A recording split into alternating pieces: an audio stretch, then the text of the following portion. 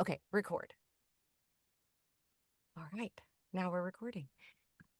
Good morning. Thank you for being willing to chat with me instead of JT. I asked for you specifically Oh, because I okay. just Thank you. think you're great. Well, And thank you. she, I had several cancel on me at the last minute and have to move to next week. And I'm like, I've got some time. So Yay. Good, we're good, good. Okay. us. So, um, we appreciate you so much. Thank Christi you. Bowen, Tennessee Voiceover Studios. Yes, And thank you. we we really are just excited to hear about your insights and your process and let our audience know a little bit about what you guys do. So let's get started with one really big question. Mhm. What do you think the role of a demo is in 2024? Is it just marketing or is it to secure an agent? What's your thoughts?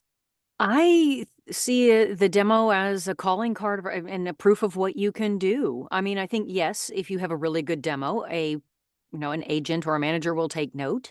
I think they use that kind of as a door opener. But I Hmm. think, then they're going to have a conversation with you to find out if you really, do have what they need. Um, I do see the role of the demo as something that's still important. I mean, I don't think it's everything. I think you have to have, a well-rounded package of who you are, to present out there because I think social media goes into it, a website, the whole nine yards. But I do think a demo is a very important part of who we are. Now, maybe they need to be different kinds of demos. Maybe I think the demo is evolving a little bit. That's okay. Times change. It doesn't necessarily have to be the same exact thing, that we used to do in 1993 or whatever. And I think that that's okay. But I do think they are still important. I think they do showcase the, the talent that you are trying to tell people you have. It's a Yeah. way to say, hey, this is what I can do. As long as it's not overproduced and it truly is, an authentic uh, representation of who you are as a talent. Yeah, And, exactly. everybody likes to go back to their first demos and go, God, I was awful. Yeah, but you were just starting out. That's where you were at the time. You will get better, hopefully, because, you grow and you change and you learn and you get better because you're doing it. So I think, the demo it needs to be a good representation of who and, who you are and what your skills are at that moment in time. I love that. That's That's a kind of really, my it's like a thing. snapshot of where you Yeah, are right now. exactly. Beautiful. So tell Yeah. us, how long have you been making demos?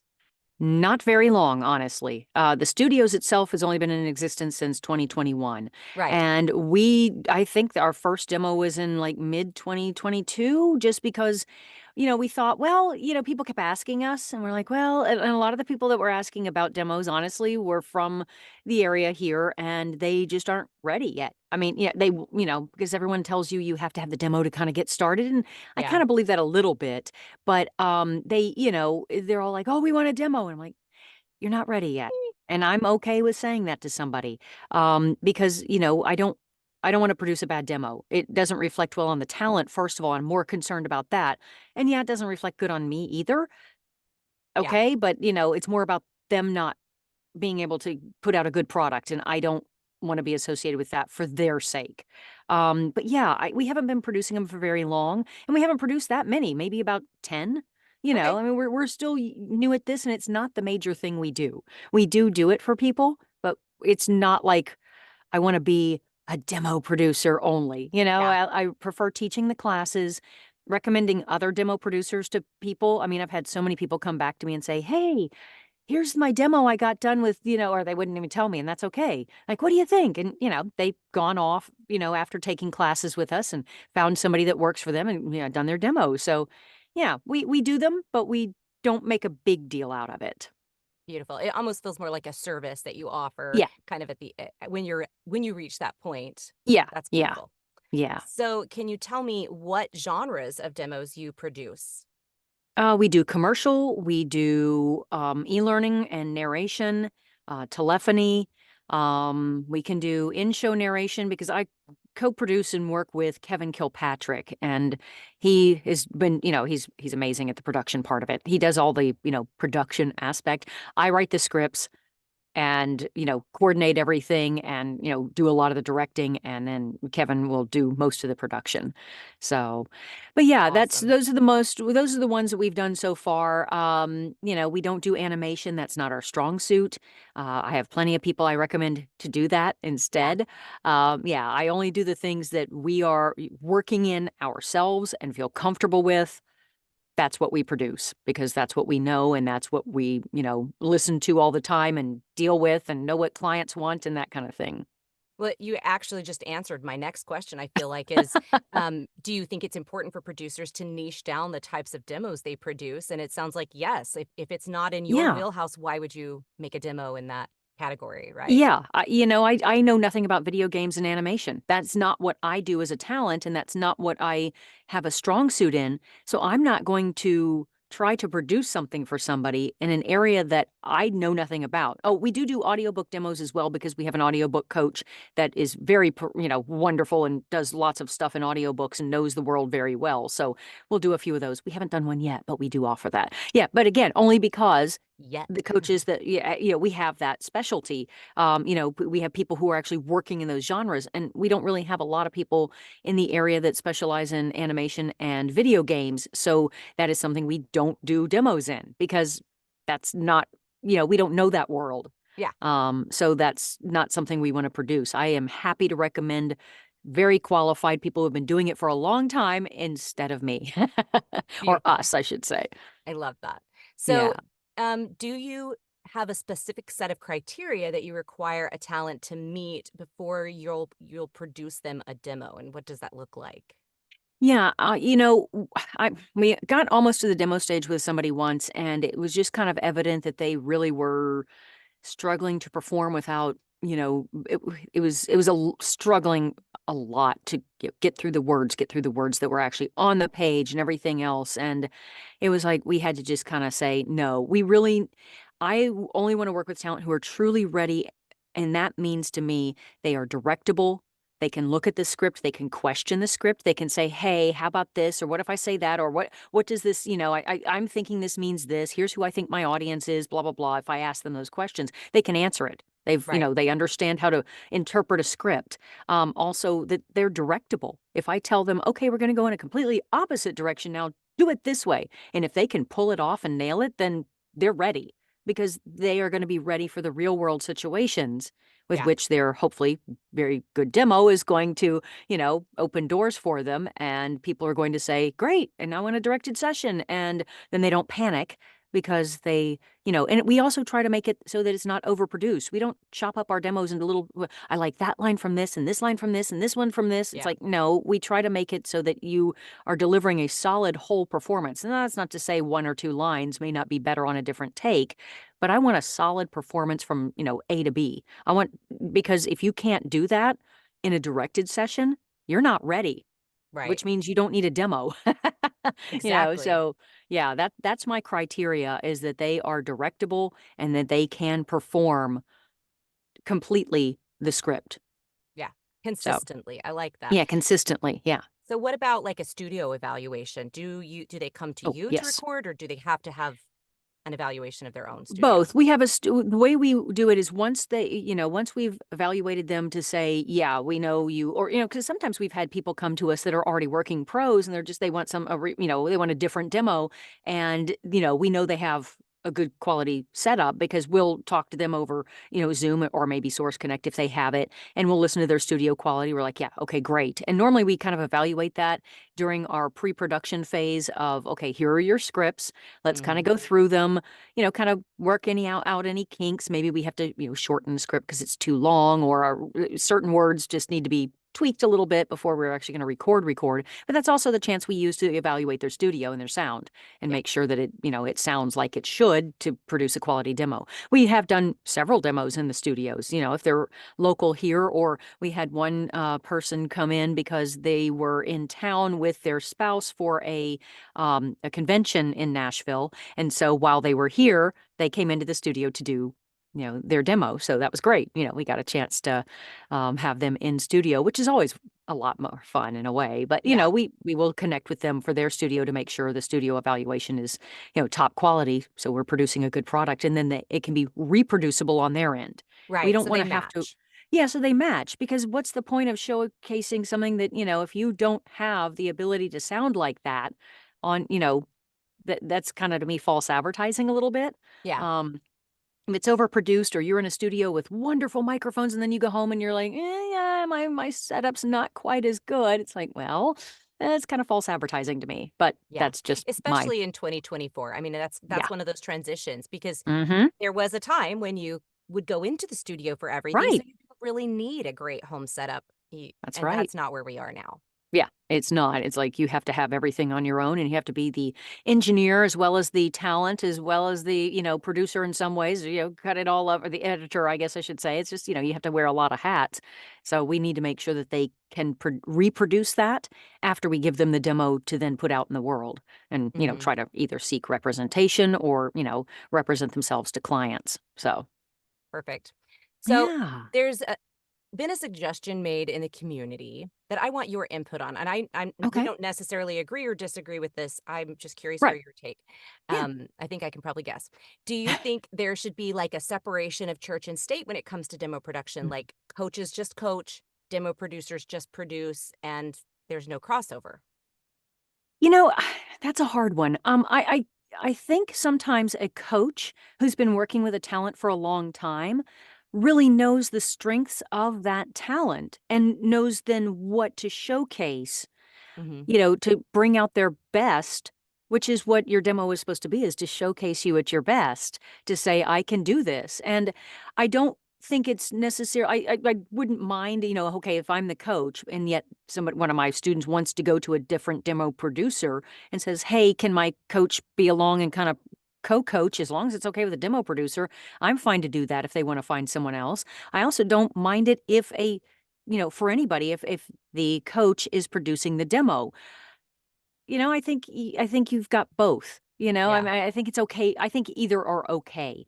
Um, because I think you just get comfortable with your coach, you know their language, and if they're giving you, the skills you need, and then you're going to feel more comfortable when it comes to demos because demos are huge, Yeah. so I think you have to go with who you feel comfortable with.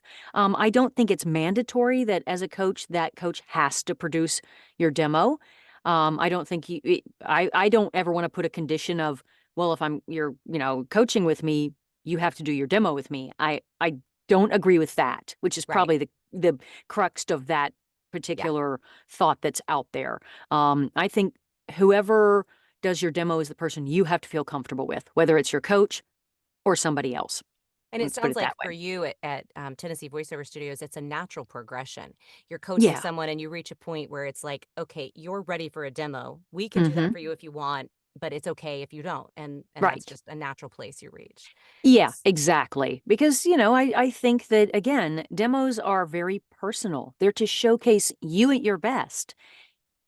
If you're at your best with your coach because you're comfortable, great. If you're at your best when you think you're getting a demo from, a great demo producer who's got a great name, has wonderful production skills, and knows exactly that genre and stuff, then go there. If that's what makes you feel the best and is going to give you the best product, to me, that's what it's about. It's about the person who wants the demo. It's not about me. I have no yeah. ego and no involvement with this. Now, can I get excited when I hear a great demo that we've produced? Yes, because it's like, yay, look at my student. They're shining. And Yeah. pretty good luck there. Okay, great. But it's not about me. Right.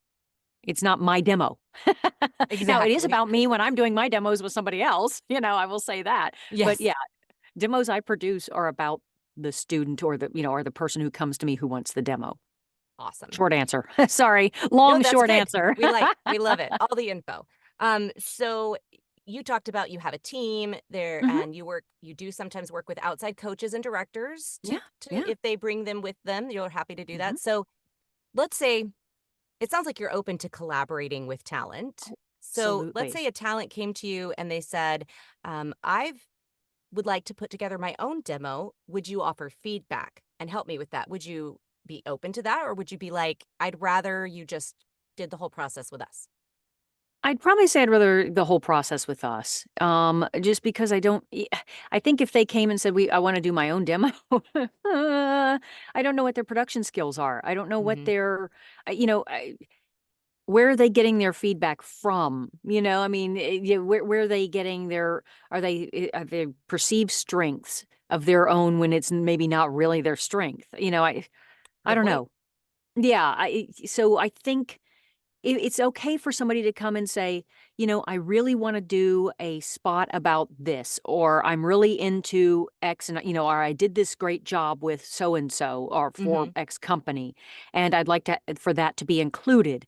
That's okay. I don't mind, hey, if you have a direction and a thought about your demo, I'm happy to collaborate with that whatsoever. But if they were like, well, I already cut all this stuff on my own, and now I want you to do something about it. What do you think? It's like, well, maybe it couldn't hurt to have a directing session, where Yeah. while you're recording, because I think sometimes we get in our own heads and we get too siloed and we think we're doing something great. And we're actually in bad patterns. And it Mm-hmm. takes another set of ears to say, External feedback. yeah, that external feedback to say, actually, that was really great, or that one was not so bad, but the others, well, have you thought about X, or can I give you a different direction on that? Yeah. Um, I'm I'm open to hearing what they have to say and then collaborating, I I think. love that. Yeah. Okay. Because luckily Um, I've never had that happen yet. Because I'm yeah. like, oh boy, what would I do with that situation? You just never know these Yeah, days, right? Like I think that exactly. talent we live in a time in 2024 where we're expected to produce our own stuff for people, like Yeah, every day. So I think a yeah, lot of talent think I can do this, but it yeah, does take that, maybe the devil's advocate is it also takes the external feedback aspect yeah, out, and you right. don't always know what you don't know. We like to say a lot. Exactly. I think with the trend in 2024 of samples, as they're called, instead of demos, I think if Mhm. you want to produce a sample, let's say, for instance, I don't know, a telephony sample, just a very quick thing about, thank you for calling XYZ company, press Yeah, one for sales, blah, blah, blah. If you want to produce a quick little 30-second sample, to put on a casting site or just on on your your website website. or whatever, just to show that you can do that. But, that's, I think, okay to do a few little samples here and there. But to produce a full demo, there's more to it than just recording a couple of things, slapping them together, and putting a little bit of music underneath it. The Mhm. whole demo it's a whole, to me, I look at it as an entire whole Event. thing. Yeah. It's not like just, it's not separate pieces. To me, it's an entire thing that showcases you from beginning to end.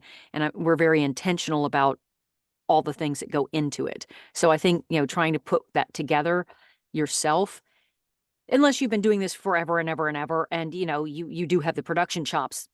Hey, if you're, the big people in the world, if you want to do that on your own, good. But I still think everyone Right. needs an outside perspective. Yeah.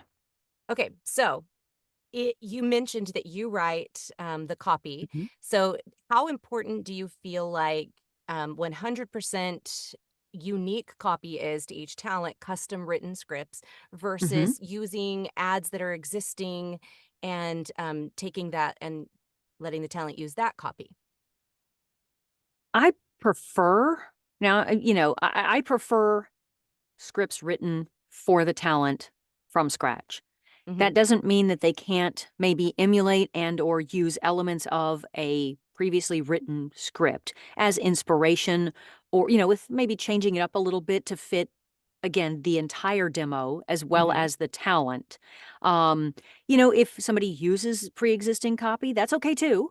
I think maybe it needs to be tweaked a little bit, of course, to shorten it and everything else, and to get the Right. the heart of the matter. Because, if we're talking about a 30-second spot and you only want to use 6 seconds of it, you're going to have to find the best parts of it.